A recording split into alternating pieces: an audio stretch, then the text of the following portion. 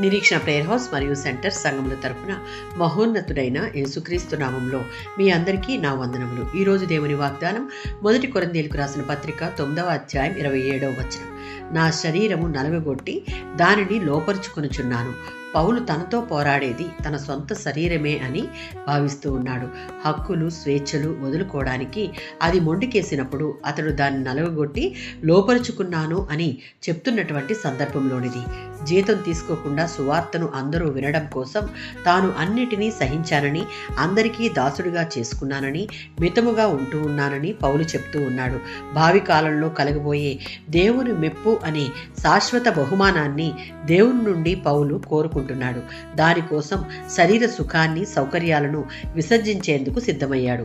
పవిత్రమైన, ఆధ్యాత్మికమైన, ఫలవంతమైన క్రైస్తవ జీవితం గడిపేందుకు పౌలుకు ఇదే సరైన మార్గమని అనుకున్నాడు. కనుక శరీరాన్ని లోపరుచుకోవాలని నిర్ణయించుకున్నాడు. దానికి గల కారణం, శరీరం అనేది మనిషిలోని భ్రష్ట స్వభావానికి నిలయం.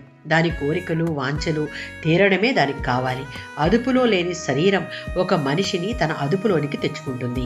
రోమీయులకు రాసిన పత్రిక 8వ అధ్యాయం 12-13 వచనాలలో, మీరు శరీర స్వభావం ప్రకారంగా బ్రతుకుతూ ఉంటే చనిపోతారు, కానీ దేవుని ఆత్మ మూలంగా శరీర క్రియలను చావుకు గురి చేసేవారైతే మీరు జీవిస్తారు.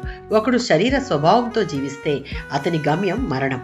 శరీర క్రియలు చేయకుండా ఉండడానికి క్రైస్తవ విశ్వాసి పరిశుద్ధాత్మ శక్తి చేత బలపరచబడాలి. శరీరాన్ని, దాని క్రియలను చంపి దానిని లోపరుచుకుంటే అతడు తప్పక జీవిస్తాడు. ప్రతి విశ్వాసి తమ జీవితాన్ని ఈ విధంగా కట్టుకోవాలి అని పౌలు గారు హెచ్చరిస్తున్నారు.